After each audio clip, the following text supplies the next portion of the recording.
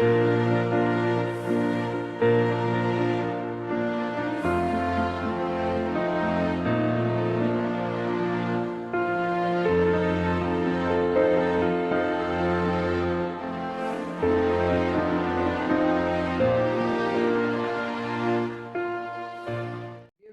y bienvenidos nuevamente a nuestro canal Cristo Viene. Es un placer para mí nuevamente abrir las Sagradas Escrituras para compartirlas contigo. Antes te invito a que oremos. Vamos a orar por la familia. Vamos a orar agradeciéndole a nuestro Dios por la salud que nos ha dado y por el privilegio de estudiar las Sagradas Escrituras, porque en ellas tenemos la vida eterna. Oremos. Querido y amantísimo Consolador, gloria a ti en esta hora.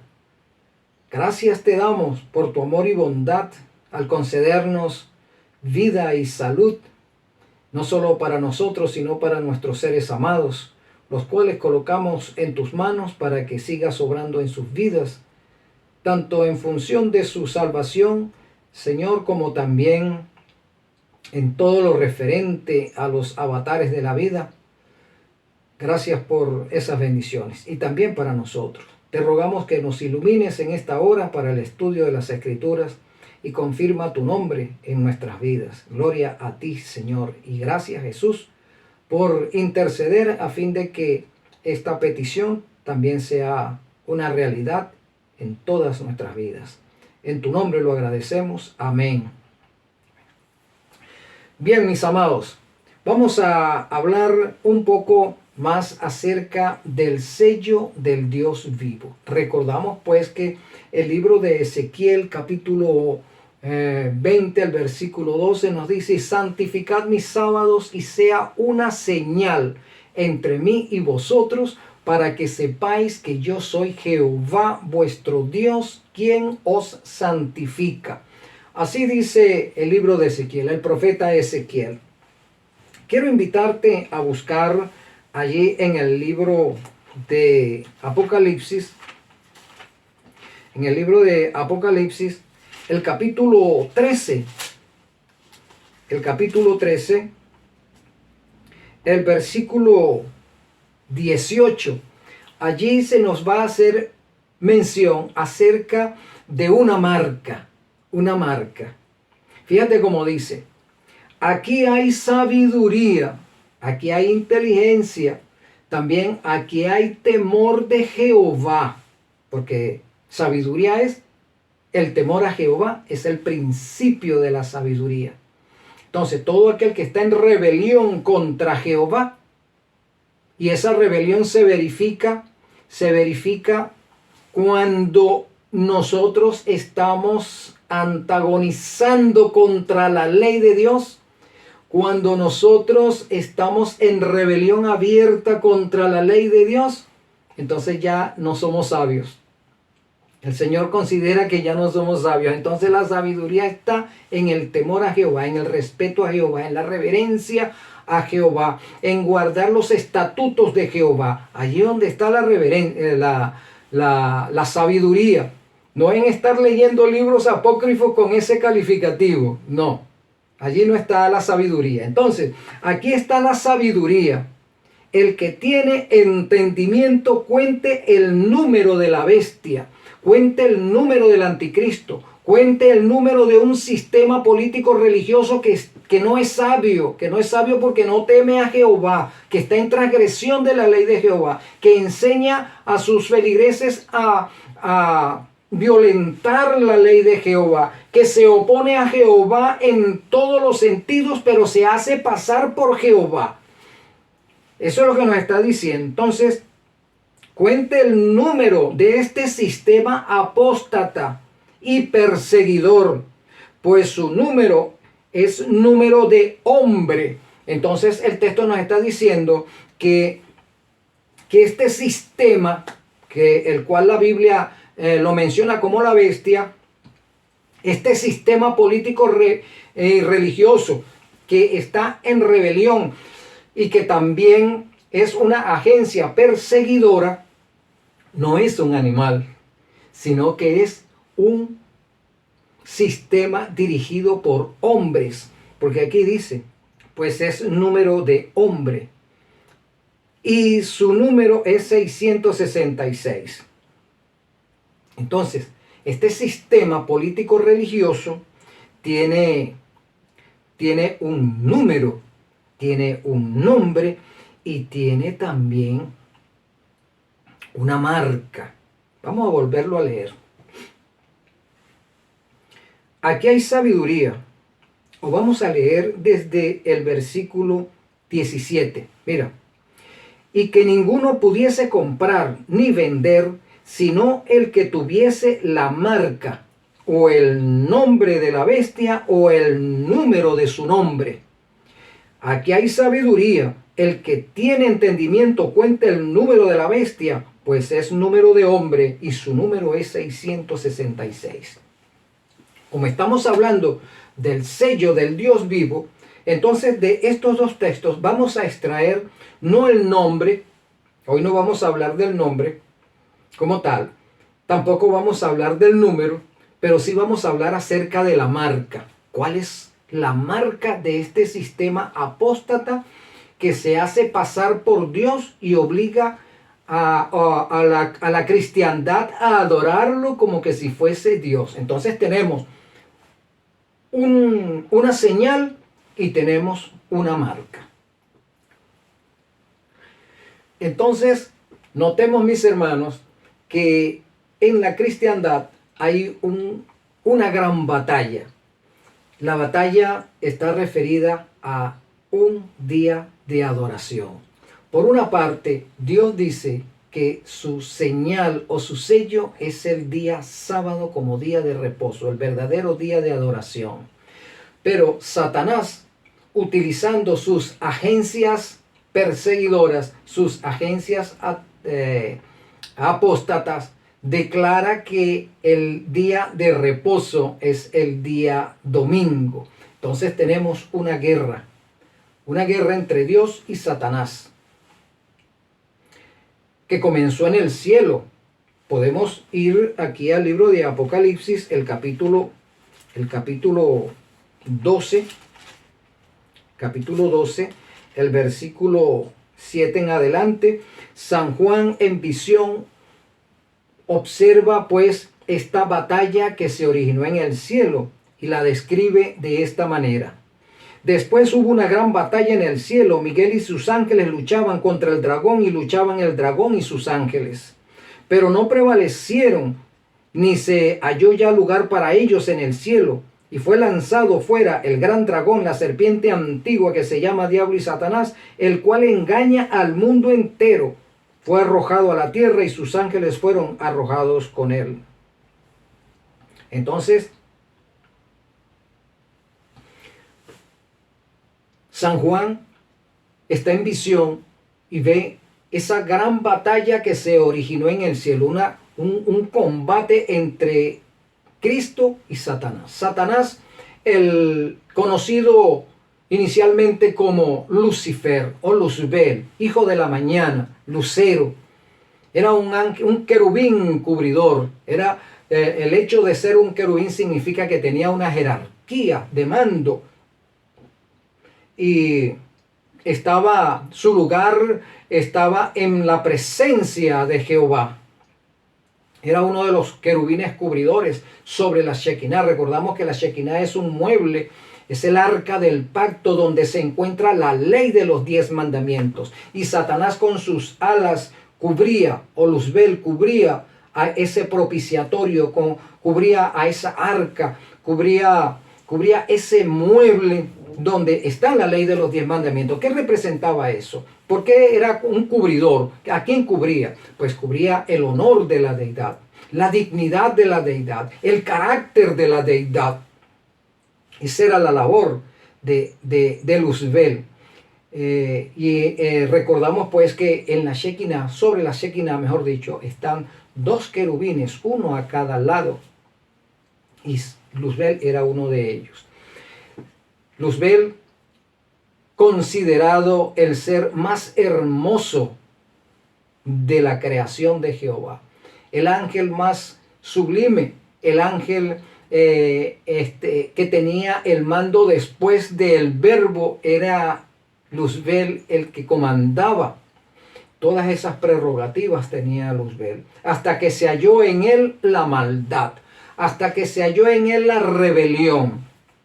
Él consideró que la ley de Dios es inguardable, que la ley de Dios que quebrantaba sus derechos y el derecho de las criaturas. De manera que la rebelión comenzó, mis amados, porque Satanás vio en la ley un instrumento tiránico de Dios para tener sometidas a sus criaturas, empezando por él. Y luego esa rebelión, mis hermanos, se traslada a la tierra,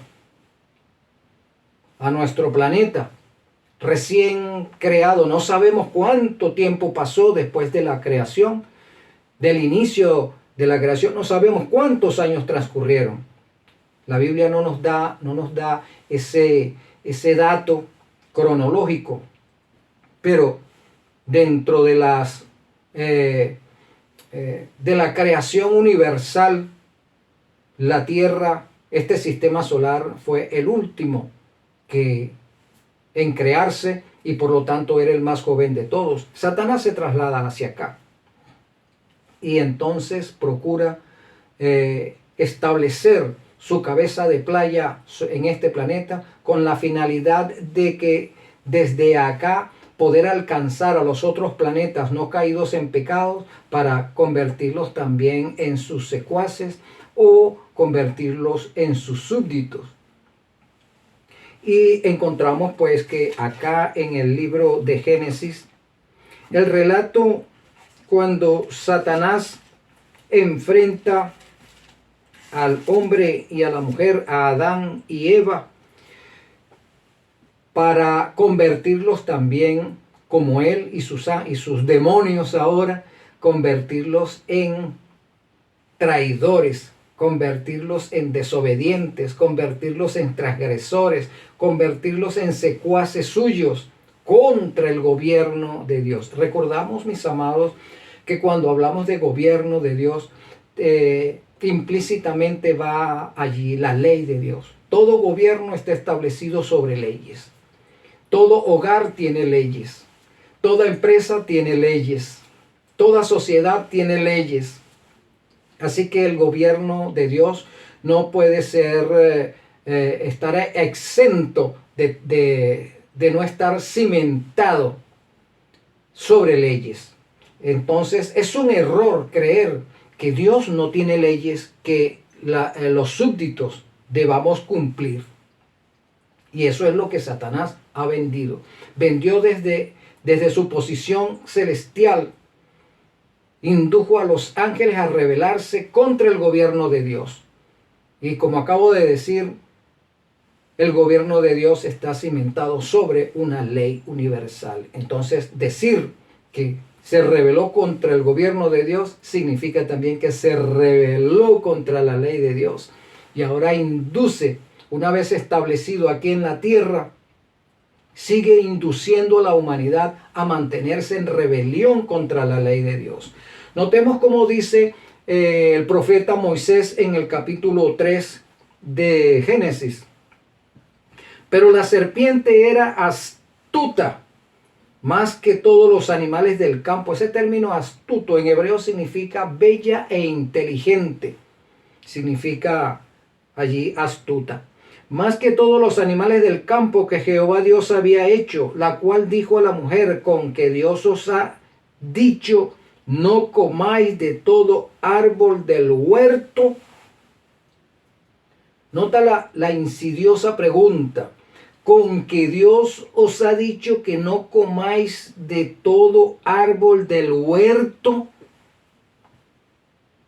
Entonces encontramos a Satanás allí, ubicado en el árbol del conocimiento del bien y del mal, utilizando al animal más hermoso de la creación, colocado también en las ramas de ese árbol. La serpiente, mis amados, no es el animal que conocemos hoy en día, que causa repulsión y temor. Como nos dice el texto, era hermoso e inteligente. Los escritos sagrados nos dicen que era un animal alado, y emplumado, y sus plumas brillaban como el oro cuando le pegaba los rayos del sol. Y además tenía una inteligencia superior a los demás animales que Jehová Dios había creado. Eso de que tenía una inteligencia superior no significa que tenía la capacidad de razonar como el ser humano, no.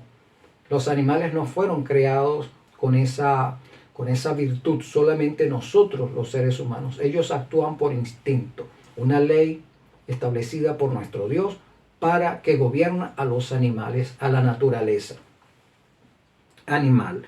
Muy bien, entonces, con que Dios os ha dicho que no comáis de todo árbol, entonces la mujer se detiene a parlamentar con Satanás. Y allí el problema de nosotros los seres humanos. Cuando nos paramos a conversar con Satanás, hasta que finalmente Satanás nos convence y terminamos transgrediendo la ley de Dios. Notemos lo siguiente. Y la mujer respondió a la serpiente: del fruto de los árboles del huerto podemos comer, pero el fruto del árbol que está en medio del huerto, dijo Dios, no comeréis de él, ni le tocaréis, para que no muráis. Entonces la serpiente dijo a la mujer: no moriréis. La mujer contesta, ya está conversando con el animal que admiraba. La mujer, el animal que la tenía embelesada. Y está conversando con la serpiente. No se da cuenta de que detrás de la serpiente estaba el enemigo de la verdad, el enemigo transgresor de la ley. Entonces ella conversa con la serpiente. No, Dios nos dijo que podemos comer de todo árbol, pero este árbol donde tú estás, dijo Dios, que ni lo toquemos, menos que comamos de él. El Señor no le había dado esa orden de que ni lo toquemos. Eso fueron palabras de Eva. Ya Eva estaba comenzando a cometer los errores. Decir palabras que Dios no había dicho. Que es igual lo que la cristiandad dice hoy en día. La ley no hay que guardarla. La ley es para los judíos. O la ley es para tal. La ley del antiguo pacto. La ley del nuevo pacto es otra. Entonces, dicen, expresan, ponen a decir a la Biblia. Mejor dicho, ponen a decir a la Biblia cosas que Jehová no ha dicho. Eso fue lo que hizo Eva. Expresó palabras que Jehová no había dicho. Pero del fruto que está en medio del huerto, dijo Dios, no comeréis de él, ni le tocaréis, para que no muráis. Y allí está. La paga del pecado es muerte. Palabras del apóstol San Pablo. Entonces, cuando decimos que ese árbol del conocimiento del bien y del mal significaba la ley de Dios, la ley de los 10 mandamientos expresada en un solo mandato: no comerás. Entonces, ese árbol, con esa sola ley, ese mandato, expresaba la ley de los 10 mandamientos. Y ese árbol significaba la ley de los 10 mandamientos. Y dijo el Señor: para que no muráis. Si iban a morir era porque estaban transgrediendo la ley de los 10 mandamientos. Porque San Pablo lo dijo, repito, la paga del pecado es muerte. Y pecado es transgresión de la ley, como dice San Juan. Y seguimos leyendo. Sino que sabe Dios que entonces la serpiente le dijo, no moriréis. Fíjate, la serpiente le dijo, mentira, no moriréis. no moriréis. Sabe Dios que el día que comas de este árbol, vuestros ojos serán abiertos y seréis como dioses, o seréis como Dios. Entonces, ahí encontramos nosotros el primer dato de las motivaciones de Satanás. Contradecir a Dios, poner a Dios en ridículo, poner a Dios como mentiroso, poner a Dios como egoísta, poner a su creador como tiránico. Esas son las intenciones siempre de Satanás. Y eso es lo que él vende en nuestros días también. Dios es un mentiroso. La muerte no es muerte. No se preocupen por morir, porque la muerte es el paso siguiente hacia la eternidad. Satanás también dice, no te preocupes por la muerte, porque ahora, al morir, tu espíritu se va a liberar de ese cuerpo malo y entonces te incorporarás al espacio como un ente etérico, como un espíritu, como un halo de luz. Mentira que la muerte es el último paso y definitivo de la vida. Que la muerte es un sueño y ya no tiene más nada que ver sobre este planeta. Eso es mentira. Porque como espíritu tú sigues viviendo. Mentira que vas a morir. Al contrario, una vez que mueres, vas para el cielo inmediatamente, no importa lo que tú hayas sido mientras vivías. Mentira, porque cuando tú mueras te vas a convertir, eso sí, tienes que ser bueno, para que cuando tú reencarnes llegues en un animal superior o, mejor dicho, puedes volver a la vida en otra persona. Mentiras. Satanás siempre ha dicho que Dios es un mentiroso. Pero el mentiroso es él. Como decimos también, que Cristo viene para juzgar a los vivos y a los que están muertos. Y entonces Satanás dice, mentira, lo que va a haber es un arrebato. Lo que va a haber es un rapto secreto. Que los que están preparados van a ser extraídos de la tierra y se van al paraíso. Mentira. Dios es un mentiroso. Sí. Que no hay tal infierno, eso es mentira. Si hay un infierno allí donde van a ser castigados eternamente los que son rebeldes a la ley de Dios. Dice, pero es que Dios es amor. Eso es mentira. Ese es un tirano, porque mira cómo lo va a tener eternamente sufriendo en ese infierno. Satanás siempre ha querido mostrar a Dios, a nuestro Dios, como la deidad tiránica en el universo que obliga a sus criaturas a servirlos o pena de muerte, o a obedecerlos o pena de muerte. Entonces Satanás dice, mentira, sino que sabe Dios que el día que comáis de él serán abiertos vuestros ojos y seréis como Dios, sabiendo el bien y el mal. Mentira. El día que tú comas de aquí, tú vas a ser como Dios mismo y te vas a enterar de lo tiránico que es Él, de lo egoísta que es Él. Y a Él no le interesa o no le conviene o no quiere que tú sepas eso que Él sabe, porque Él quiere mantenerte allí, sujeto o sujeta. Quiere mantenerte bajo su dominio y poder. Esas son las palabras de Satanás. Y vio la mujer que el árbol era bueno para comer y que era agradable a los ojos y árbol codiciable para alcanzar la sabiduría. Satanás entonces le ofrece al hombre desde el Edén sabiduría. La sabiduría está no en el temor de Jehová, no, la sabiduría está en rebelarse contra él. Ahí donde está la sabiduría. Tú eres sabio si realmente te transgredes sus leyes y te vuelves en rebelión contra Cristo, entonces es porque has adquirido sabiduría. Mientras no adquieras la sabiduría, no te vas a dar cuenta de eso. Pero si tú adquieres la sabiduría, te vas a dar cuenta de la realidad que es ese Dios que rodea a ese Dios. Y sigue diciendo, y vio la mujer que el árbol era bueno para comer y que era agradable a los ojos y árbol codiciable para alcanzar sabiduría, y tomó de su fruto y comió, y también dio a su marido, el cual comió así como ella.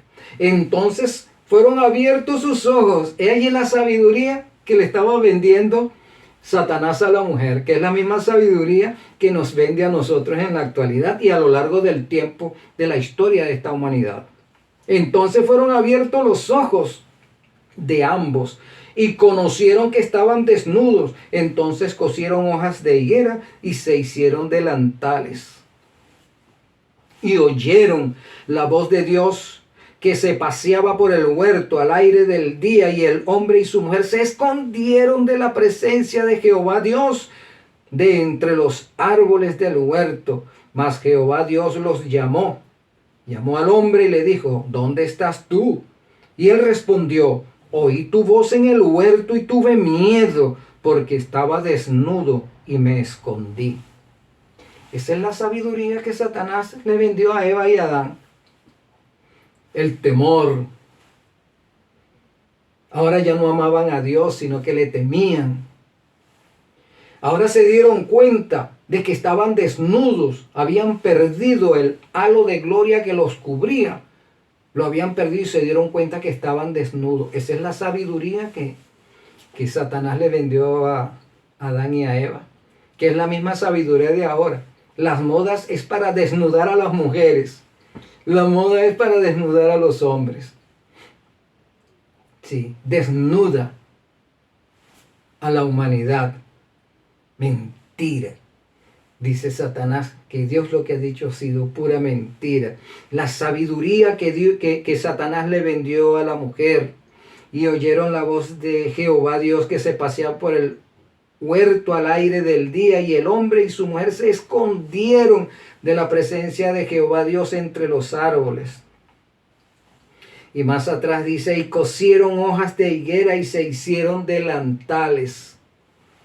Ahora se vieron desnudos, se sintieron vergüenza uno del otro. Y además de eso sintieron vergüenza de que los ángeles y el mismo Dios los viese desnudos. La sabiduría. Esa es la sabiduría de Satanás. No el libro. Ese que se llama sabiduría. No, la sabiduría de saber que ahora eran transgresores. Esa es la sabiduría que le vendió Satanás. Ahora eran transgresores y se daban cuenta de que habían transgredido a Dios, que habían traicionado el amor de Dios, que habían traicionado la confianza que Jehová Dios había colocado en ellos. Ahora se veían como burladores del Dios que los amaba. Ahora ellos se sentían culpables y burladores de Dios. Y por eso se escondieron. ¿Con qué cara veremos ahora a Jehová? Cuando llegue nuestro Creador, ¿cómo le veremos a los ojos? ¿Con qué cara nos presentaremos ante Él? Y cuando escucharon su voz, entonces temieron las consecuencias de su transgresión y decidieron, escondámonos para que no nos encuentre, para ver si al no escucharnos se regresa al cielo y no nos dice más nada. Y oyeron la voz de Dios que se paseaba en el huerto al aire del día, y el hombre y su mujer se escondieron de la presencia de Jehová Dios entre los árboles del huerto. Mas Dios llamó a Adán y le dijo, ¿dónde estás tú? No era porque Dios no sabía dónde estaban. Jehová Dios sabía dónde se habían escondido. Él sabía lo que habían hecho. Él estaba en conocimiento de todo lo que había sucedido, pero necesitaba que el hombre saliera y le diera cara a él. Necesitaba que el hombre, a pesar de haber cometido el error, pudiese darse cuenta de que su Dios no era un tirano, que su Dios aún así en pecado lo iba a recibir, iba a procurar atraerlo hacia sí. Quería que Adán comprendiera que Dios seguía siendo ese Dios de amor que lo había creado y con el cual había parlamentado durante mucho tiempo ya, o de algún tiempo. Por eso fue que Dios lo llamó. Y él respondió: oí tu voz en el huerto y tuve miedo porque estaba desnudo y me escondí. Y Jehová Dios le dijo: ¿quién te enseñó que estaba desnudo? ¿Acaso has comido del árbol del que te mandé no comieres? Dicho en otras palabras, ¿y quién te ha dicho que estabas desnudo? ¿Es que acaso transgrediste la ley, Adán? ¿Es que acaso transgrediste la ley, Adán? Y sigue diciendo el texto: y el hombre respondió, ahora le va a echar la culpa a la mujer. Y el hombre respondió: la mujer que me diste por compañera me dio del árbol y yo comí. Entonces Jehová Dios dijo a la mujer: ¿qué es lo que has hecho? Y dijo la mujer: la serpiente me engañó y comí.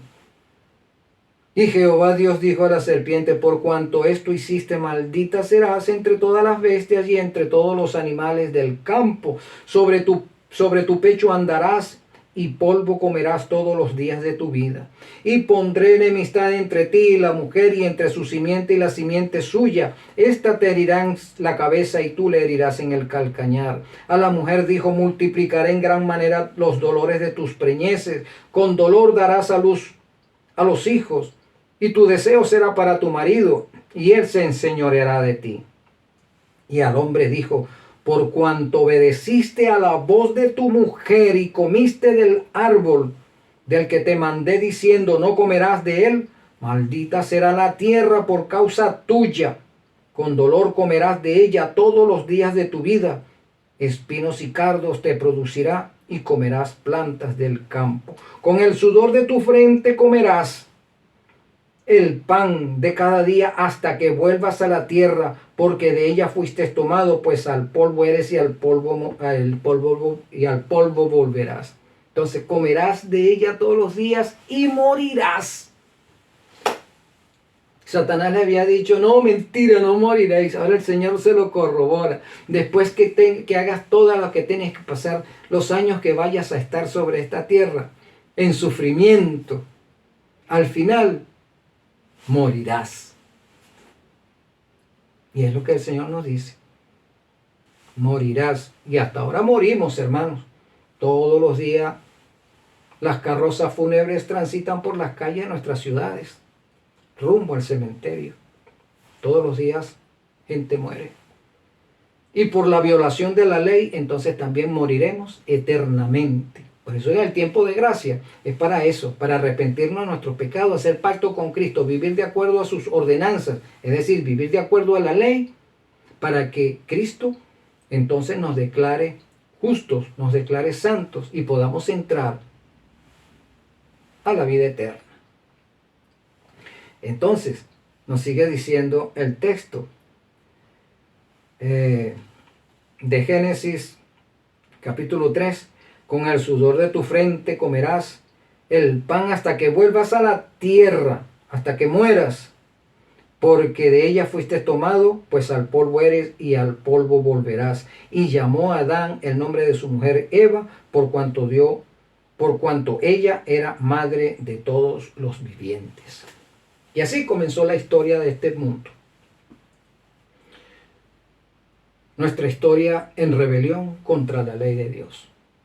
Nuestra historia de desgracias, nuestra historia de guerras, de asesinatos, de crímenes, de robos, de violaciones. Nuestra funesta historia. Este es el comienzo. Pero el Señor dice que si nosotros regresamos a sus caminos, Cuando dice regresar a sus caminos, significa que regresamos a la obediencia a la ley. Esos son sus caminos, la ley. No hay otro. Que alguien me diga, bueno, es que el Señor cuando habla de caminos se está refiriendo ¿a qué? Alguien dirá, a hacer su voluntad. Excelente, sí, sus caminos es hacer su voluntad. ¿Cómo se traduce eso de hacer su voluntad? ¿Cómo es eso? Explícame, ¿cómo es eso de hacer su voluntad? Bueno, hacer su voluntad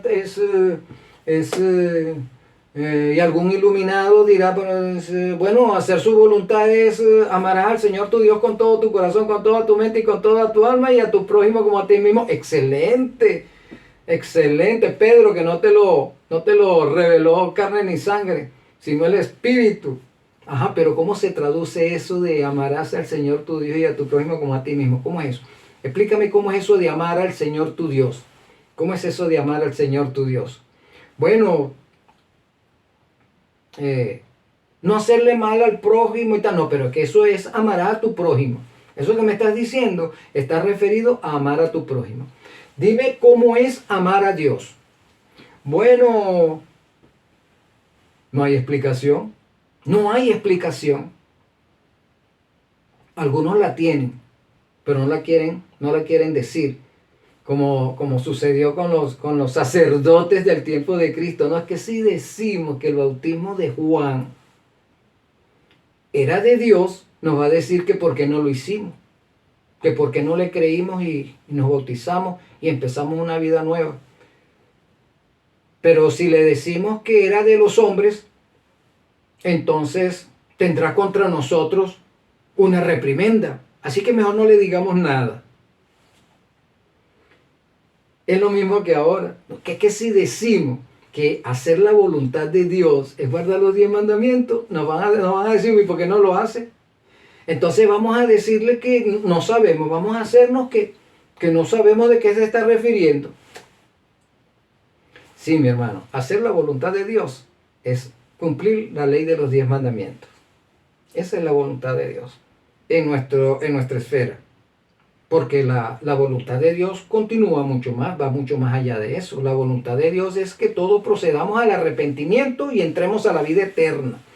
Esa es la voluntad de Dios, que entremos a la vida eterna y nuevamente estemos armonizados con Él y Él quiere gozarse con nosotros y pasar la eternidad a nuestro lado. Esa es su voluntad, ve que va mucho más allá, pero la nuestra al comienzo es hacer la voluntad de Dios, es guardar sus mandamientos. He aquí el todo del hombre, dijo el predicador. He aquí el todo del hombre. Temer a Dios y guarda sus mandamientos. Ese es el todo del hombre. El resto, el vivir eternamente. Oiga, hermano, ese es el regalo de la gracia de Cristo. Por eso es que la gracia sobreabunda. No es que porque vamos a hacer más pecado para que haya más gracia. No, la gracia sobreabunda. Es que las promesas que Él nos da no tienen límite, no tienen proporción, no tienen profundidad. Es tan amplia esa gracia de su amor que Él nos ofrece, tantas bendiciones en el futuro sempiterno que no hay forma de cómo agarrar esas promesas y colocarlas en un envase, en un lugar, no. Por eso es que sobreabunda la gracia, porque la gracia lo es todo. La gracia no solamente es un tiempo de oportunidades para arrepentirnos. No fuimos creados por gracia. El universo existe por gracia. Cristo se entregó por gracia. La deidad nos da, nos justifica, nos salva por gracia. Todo es por gracia, porque esos son regalos. La gracia es un regalo. Son regalos de nuestro Dios para sus criaturas, para los que le aman y guardan sus mandamientos. Entonces,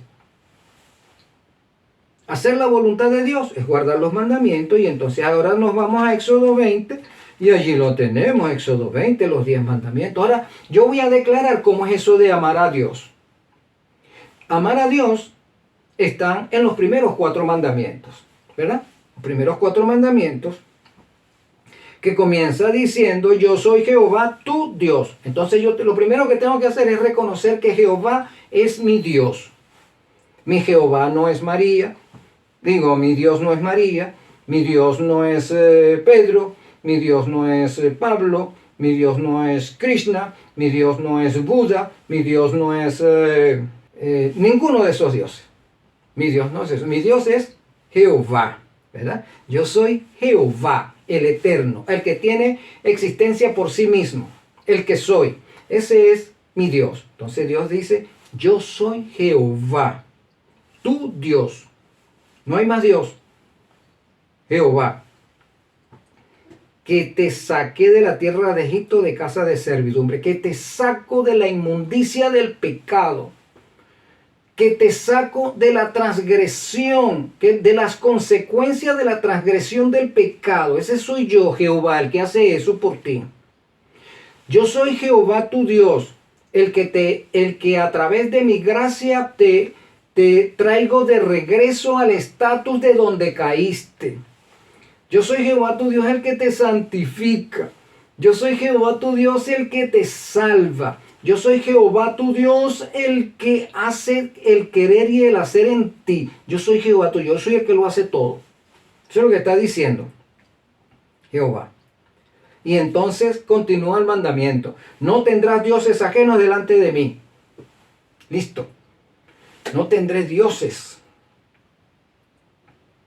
Sí, como los que acabo de mencionar. No tendré otros dioses.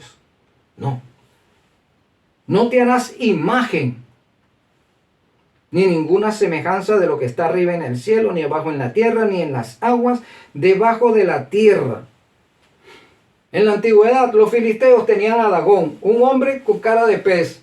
Esa es su imaginación.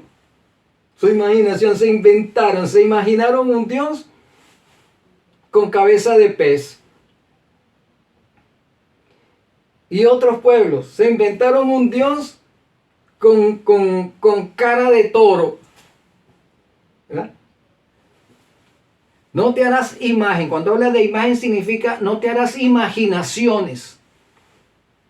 Bueno, ¿cómo me hago un dios para adorar? Bueno, voy a inventarme. Y resulta que los dioses, esas imágenes que se hacían en los pueblos ultrapasados, que eran horribles para causar miedo y terror al pueblo. Y algunos le hacían hueco para meterle fuego por dentro, para que saliera fuego por los ojos, por la boca y tal, y entonces se hiciera más terrorífico, imaginándose un Dios con poder que causa terror, tanto para el pueblo al cual pertenecía, como a los otros pueblos paganos también, que se aterrorizaran con ese Dios que era más terrorífico que el nuestro. Entonces se hicieron esas imaginaciones, esos inventos. Eso es que se refiere de imagen. Imagen no es el parapeto allí, esa es una estatua. Pero realmente la imagen es lo que tú tienes en tu mente. En tu mente, lo que tú te imaginaste. Entonces hiciste eso. Ni ninguna semejanza de lo que está arriba en los cielos. ¿Qué es lo que está arriba en los cielos? Los astros. Mira, está el sol, la luna, las estrellas, los astros. Entonces nos inventamos una religión donde el sol sea nuestro Dios. Entonces ahí salió el Sol Invictus, el cual adoran los hermanos católicos. Del día del Sol Invictus, porque estaba el Dios Sol. ¿Verdad? Los babilonios adoraron al Dios Sol. Los persas al Dios Sol. Los babilonios al Dios Sol. Y los romanos al Dios Sol. Increíble, preguntamos en nuestros días, pero esa es una gran, utilizando un término acá, eso es una gran estupidez. ¿Cómo van a adorar al sol? Pero es que la cristiandad está adorando ahorita, está adorando al sol. ¿Por qué? Porque el día domingo es en honor al Dios Sol. Claro, por eso es que en inglés se llama Sunday, Día del Sol. Es el domingo. Y fue colocado con ese nombre en el Imperio Romano. día del sol. Y en ese día estaban los sacerdotes y en los templos donde se adoraba a ese Dios, se adoraba al astro, ¿verdad? Y a ese astro entonces decía, no, es que ese sol representa al dios Apolo. Y entonces se adoraba a Apolo en el dios sol, con el sol Invictus. Nimrod, muchos años más atrás, Nimrod, hijo del sol. Tamuz, hijo del sol. Y la gente se sigue preguntando, pero es una tontería ponerse a adorar al sol. Pero es que la gente está adorando en sol, está adorando al sol. Entonces está adorando algo del cielo. Entonces la luna, la diosa de la luna. Entonces se adoraba a la luna. Hubo una, volviendo a lo del sol, hubo una princesa francesa, egipcia, que se volvió ciega de tanto mirar al sol de frente para llenarse del espíritu solar y quedó ciega. La ignorancia pasada. Y la gente dice, pero eso que eran unos ignorantes. Y eran unos ignorantes y los admiramos sus pirámides y adoramos sus templos, los admiramos y quedamos extasiados. Y dice, pero qué grande y qué sabiduría. La sabiduría egipcia, los gnósticos adoran la sabiduría egipcia. Y quedamos hechizados por la grandeza y la sabiduría de los egipcios, ¿no? Pero nosotros decimos que son ignorantes por estar viendo al sol para llenarse de su espíritu. Entonces, o eran sabios o eran ignorantes. Pero el asunto es que esa es la sabiduría que Satanás ha vendido desde el Edén. Y esa sabiduría la tenemos ahora, que aunque digamos que era una estupidez, resulta que nosotros estamos incurriendo en lo mismo porque seguimos adorando al dios Sol, seguimos adorando a Apolo. ¿Verdad? ¿Y cómo se evidencia eso? Adorando en un falso día de reposo, el día domingo, que es el día del dios Sol. Por eso es que el Señor dice, no te hagas ninguna imaginación de las cosas que están arriba en el cielo, y la luna está en el cielo también. Entonces estaba la diosa de la luna, Venus, con sus 1000 nombres. Esa diosa de la luna que se llamaba Venus en la antigüedad, o que se llamaba Astarte en la antigüedad, en los diferentes pueblos, es la Virgen María de ahora, que no es la Virgen María la que el Señor tomó para que tuviese la bendición de que el Verbo encarnara en este mundo. No, esa Virgen María es Astarte, es Semiramis, es Astarot, es esa Virgen María, la reina del cielo, porque así se conoce desde la ultra antigüedad, la diosa de la luna, la diosa del cielo. Y con esos calificativos es que la Iglesia Católica ha investido a su Virgen María como la diosa del cielo. Entonces no te hagas imaginaciones de dioses, de las cosas que están arriba en el cielo. ¿Qué otra cosa está en el cielo? En el cielo está Dios, la deidad. De la deidad, al único que hemos visto que vio la humanidad pasada fue a Jesucristo. Los otros 2 miembros de la deidad nadie los ha visto. No sabemos cómo son. Tenemos una idea vaga de cómo son, porque Jesús dijo, el que me ha visto a mí ha visto a la deidad. El que me ha visto a mí ha visto al Espíritu. El que me ha visto a mí ha visto al Padre. Entonces tenemos una idea de cómo son. Y como ellos dicen en Génesis, que hagamos al hombre a nuestra imagen. Entonces cuando nos vemos en el espejo, y a nuestra semejanza, cuando nos vemos en el espejo, te digo, bueno, es que yo me parezco, así como soy yo, así debe ser Jehová. Así debe ser Dios. Así debe el Espíritu. Debe tener brazos, cabeza, piernas, mente, boca. ¿Verdad? Nos parecemos a ellos. Entonces esa es la idea que tenemos de la deidad. Pero como del único que conocemos más es acerca de Jesucristo, entonces nos inventamos a un Jesucristo todo el tiempo clavado en una cruz. No nos imaginamos a Jesucristo haciendo milagros, sino todo el tiempo a Jesucristo clavado en una cruz. Entonces decimos, no, eso no es una imagen que nosotros tenemos para adorar. Eso es solamente la máxima expresión del amor. Una burla. La máxima expresión del amor y lo tengo ahí clavado, de lo más feo. Jesucristo ya no está en una cruz, hermano. Jesucristo está victorioso como sumo sacerdote en el santuario celestial. Y así es como Él quiere que lo veamos, como sumo sacerdote intercediendo por nosotros. Que nos recordemos constantemente que por causa nuestra, por causa de ser violadores de la ley, Él vino a este mundo a morir en una cruz. A morir ignominioso, cuando habla la vergüenza de la cruz.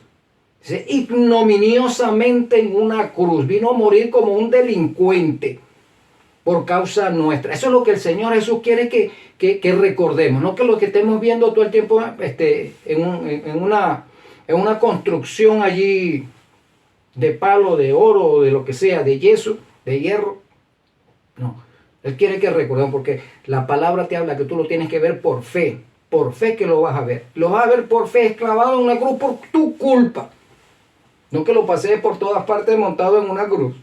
Eso no es lo que Él quiere. Eso no surte ningún efecto santificador en el ser. Eso más bien lo degrada. Aunque querramos decir que esa es la máxima expresión del amor. No.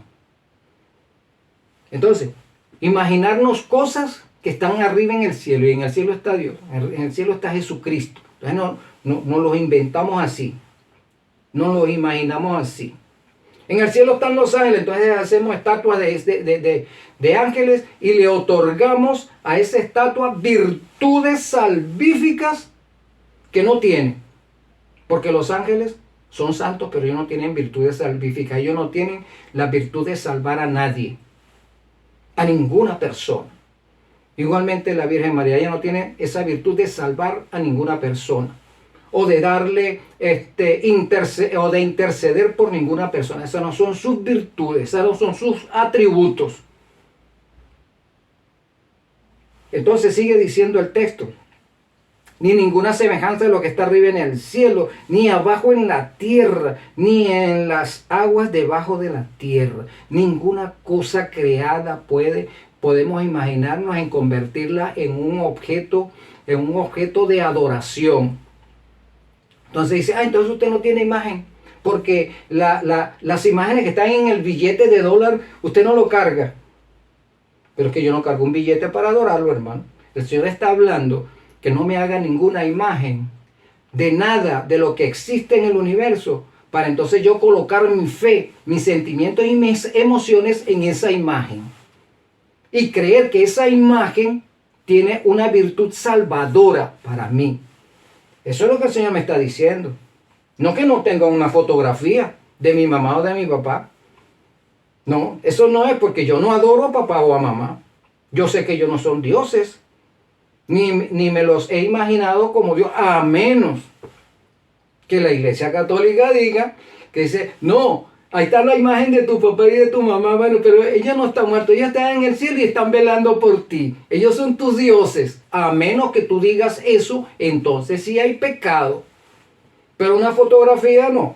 Esa imagen, si yo no la hago para venerarla o adorarla, o honrarla, no estoy violando el mandamiento por eso, como algún sacerdote por ahí lo quiere hacer ver. No. Ni te inclinarás a ellas. Comienza diciendo inclinarte. Inclinarte significa hacerle reverencia. Ninguna estatua, ningún Dios que yo me imagine y que luego lo confeccione. No. No te inclinarás a ellas. Ni las honrarás. Dice, no, que nosotros no adoramos las estatuas. Nosotros solamente las honramos. Pero ¿qué aquí dice? No las honrarás. O sea, no les tributarás ningún honor. Ningún honor. En ninguna forma. En ninguna forma. ¿Cómo es rendirle honor? Bueno, además de inclinarse ante ellas, ante esas imaginaciones, rendirle honor, dice, vamos a ponerle una corona de 2 estrellas. Para que se parezca a la Virgen que está en Apocalipsis 12. Le está rindiendo honor. Vamos a rendirle honor. Vamos a pasearla en una procesión que vaya de la calle tal a la calle otra. Le está rindiendo honor. ¿Verdad? Vamos a crear unas canciones como los villancicos, como como las canciones marianas que se utilizaron allá en México. Vamos a utilizar unos cantos gregorianos y vamos a entonces a traer unos músicos para que mientras vaya la procesión vayamos cantando esas canciones. Eso es rendir honor. Eso es rendir honor. Elevar a esas imaginaciones idolátricas, darles un puesto por encima de la humanidad como entes que tienen alguna virtud salvadora o intercesora. Eso es rendir honor. Y no me va a decir que eso no es cierto, porque aquí tenemos un ejemplo. No, nosotros no nos arrodillamos y no adoramos a esa imagen, pero aquí tenemos un ejemplo que sí se hace, y recientemente. Mira esto otro. Ni las honrarás, porque yo soy Jehová tu Dios, fuerte, celoso, que visito la maldad de los padres y sobre los hijos hasta la tercera y la cuarta generación de los que me aborrecen. Entonces el Señor no quiere que se le hagan imagen de Él mismo, para entonces, bueno, este es Dios, porque es ante Dios que tenemos, a Dios es que tenemos que adorar. Bueno, vamos a hacer una estatua, vamos a hacer una imagen de Él, una imaginación de cómo sea, ¿verdad? Bueno, esta imaginación está sentado sobre un trono. Bueno, vamos a hacerlo así sobre un trono y ahí a este sí lo podemos honrar y sí lo podemos venerar y sí lo podemos hincar delante y sí lo podemos adorar, porque este es Dios Jehová. Bueno, pero yo quiero hacer a Dios no sentado en un trono, yo quiero hacer a Dios es con una espada. Con una espada y montado sobre un caballo, vamos a hacerlo. Sí, aquí lo tenemos. Esa es la imaginación. Lo hacemos, esa es mi imaginación. Bueno, aquí tenemos el boceto, lo hacemos. Ok, y ahora lo vamos a armar. Este es Dios ahora. Ya, ese sí lo ponen porque este es Dios. Porque el Dios que nos imaginamos se parece más a Zeus que al mismo Dios, porque es que al Padre nadie lo ha visto. Al Espíritu Santo nadie lo ha visto. Y repito, al que tenemos una idea de cómo es Jesucristo. Entonces, imaginaciones. Ni siquiera de Dios mismo podemos tratar de imaginarnos cómo será para hacer una construcción y luego utilizarlo para adorarlo. ¿Por qué? El ser humano necesita algo tangible para adorar a Dios. Entonces estamos echando por tierra lo que la palabra nos dice, porque dice por fe. No necesitamos algo para ver y tocar para adorar. No lo necesitamos. Y el que lo hace es porque está en la idolatría, no está en adoración. La idolatría es lo contrario a adoración. Muy bien. Y sigue diciendo, fíjate, ahora viene la bendición. Después de que el Señor dice que visita esa maldad de estarse inventando dioses, de estarse inventando... de tener imaginaciones de dioses, que esa es una maldad, la cual Él va a visitar hasta la cuarta generación, porque lo va a visitar como para efectuar un juicio de venganza contra eso, porque Él es celoso. Entonces dice, hasta la cuarta generación Él va a visitar esa maldad. Entonces, a la iglesia de Roma la va a visitar por esa maldad. Y a los mundos, a los pueblos paganos que tienen sus dioses también el Señor los va a visitar por esa maldad, a efectuar su juicio. Y la bendición, y hago misericordia a millares a los que me aman y guardan mis mandamientos. Entonces, el Señor te dice, si tú andas en mis caminos, es decir, si tú guardas mis mandamientos, te haré misericordia por millares. Si tú vives conforme a mis mandamientos, voy a darte bendiciones por millares. Te voy a hacer próspero. Te voy a dar la vida eterna. Te voy a hacer santo para que entres a la vida eterna. Bendiciones por millares. ¿Verdad? ¿Y qué más hace el Señor? Serás próspero en tu casa, serás próspero en tu hacienda, tus vacas serán prósperas, tus caballos serán prósperos, tus ovejas serán prósperas, tus hijos serán prósperos, porque es la bendición, llega hasta la cuarta generación, llega esa bendición de esa prosperidad y la vida eterna. Si nuestros hijos, nuestros nietos, bisnietos y tataranietos viven en armonía con la ley de Dios, se verifica esa bendición generación tras generación por millares. Pero eso sí, si guardan mis mandamientos. Y después viene: acuérdate del día de reposo para santificarlo, para que lo coloques aparte, para que declares al mundo que tú me amas. Que tú me amas en el día sábado. Y yo te santifico, o sea, te coloco aparte, te sustraigo del mundo, te confirmo, te sello y te pongo aparte para mí. Así es que dice el Señor que es santificar. El Señor te santifica en día sábado. Por eso es que los 4 mandamientos, esos primeros, hay que sacarlos de la ley, porque esos 4 mandamientos son los que dicen si yo amo a Jehová o no, si yo amo a Cristo o no, si yo estoy siendo dirigido por el Espíritu Santo o no. Eso hay que quitarlos. Y vamos a colocar otros. El 4.º mandamiento lo quitamos porque el 4.º mandamiento dice quién es Dios. Tú quitas ese mandamiento de allí y Dios puede ser cualquiera. Dios es Krishna, Dios es Alá, Dios es Kali, Dios es cualquiera. Dios es cualquiera. Pero si tú dejando el 4.º mandamiento y te dice que el nombre de Dios es Jehová, que Jehová es el creador, quitemos a eso. Ya no sabemos a qué Dios estamos adorando, no sabemos, porque ya quitamos el nombre. Ya quitamos de los otros mandamientos, también quitamos el nombre de Jehová, porque es que no existen esos mandamientos. Y el 4.º mandamiento se establece, o establece que Jehová Dios, no Dios, el término Dios puede ser cualquiera, como acabo de decir, pero Jehová Dios es el Dios verdadero. Lo establece allí. Y Él es el creador del universo. Y Él es el que santifica. Y Él es el que da las bendiciones por millares. Quitemos eso. Ya esa ley ya no tiene valor alguno. Por eso es que la Iglesia Católica formó su ley. Una ley que no tiene valor alguno. Se convirtió más en una ley humanista, ¿verdad? Donde el centro es el prójimo, el centro es el hombre. Y no hay ningún mandamiento acerca de la adoración al verdadero Dios. No hay ningún mandamiento que diga a qué Dios es que hay que adorar.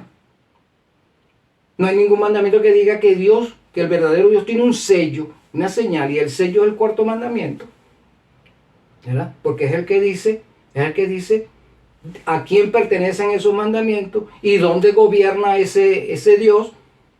No hay quien lo diga si tú quitas ese 4.º mandamiento, hermano. Por eso hay que quitar eso también.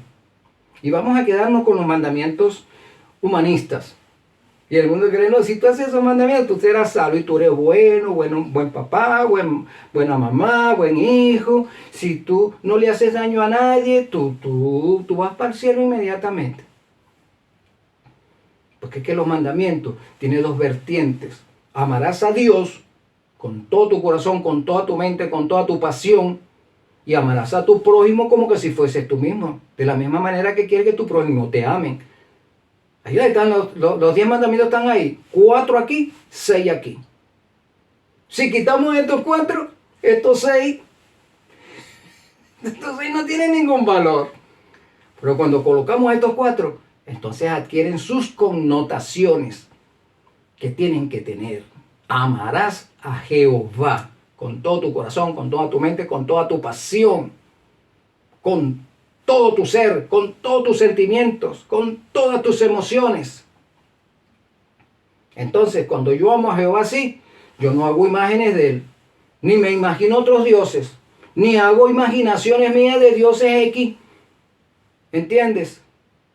Yo no evito eso, porque yo tengo un Dios que mora en mi corazón, que mora en mi mente, que mora en mi sangre, que mora en mis genes. Un Dios con el cual estoy plenamente identificado. Y que ese Dios se identifica conmigo. No necesito violentar esos otros mandamientos para sentirme identificado con mi Dios. ¿Ves, mi hermano? Y cuando observo el sábado, fíjate que el sábado no necesitamos hacer una imagen que se llame sábado. Aunque ya muchos por allí están diciendo, no, tú estás adorando a Saturno, ya ponemos a ese planeta, lo colocamos como Dios. Tú estás adorando a ese Dios Saturno, tú no estás adorando a ese Dios que tú dices que es verdadero en día sábado, tú estás adorando a Saturno. Pero es que el nombre de esos planetas, quien los colocó fue el Imperio Romano, porque antes esos planetas no se llamaban así, tenían esos nombres. Entonces, buscando justificaciones para mantenerse en rebelión contra la ley de los 10 mandamientos, ¿verdad? Procurando que Dios los visite por malhechores hasta la 4ª generación, porque eso es lo que están procurando. En vez de procurar las misericordias divinas, están buscando las maldiciones que provienen de la rebelión.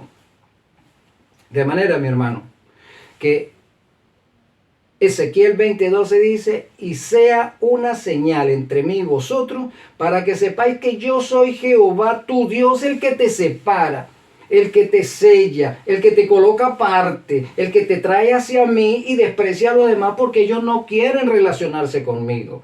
Entonces el pueblo del Señor se relaciona con su Dios es a través del día sábado, se identifica con Él a través del día sábado. Y confirma eso a través de los otros 3 mandamientos de la ley de Dios. De la ley de Dios. Y verifica su transformación en los siguientes 6 mandamientos que se relacionan con tu prójimo. Bien, mis amados. Espero que este estudio también te haya gustado y que te suscribas a este canal para que podamos seguir laborando en función de la salvación de otras personas, que llegue este conocimiento a todas las personas que podamos. Vamos a orar para dar gracias a nuestro Dios por su amor inagotable. Querido y amantísimo Consolador, gracias por esta hora que nos regalaste para hablar de la salvación, para hablar del sello, de tu sello, Señor, para hablar de tu carácter, que es la ley, para recordarnos que fue por la transgresión de la ley que estamos inmersos en este mundo de maldición, esclavos del pecado y de la muerte. Gracias por recordarnos eso.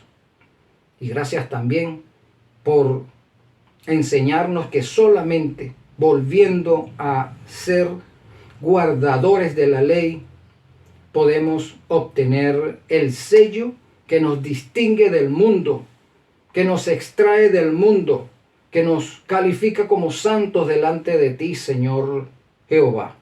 Gloria a tu nombre. Y en tu nombre, Jesús, lo agradecemos. Amén. Mis amados, bendiciones.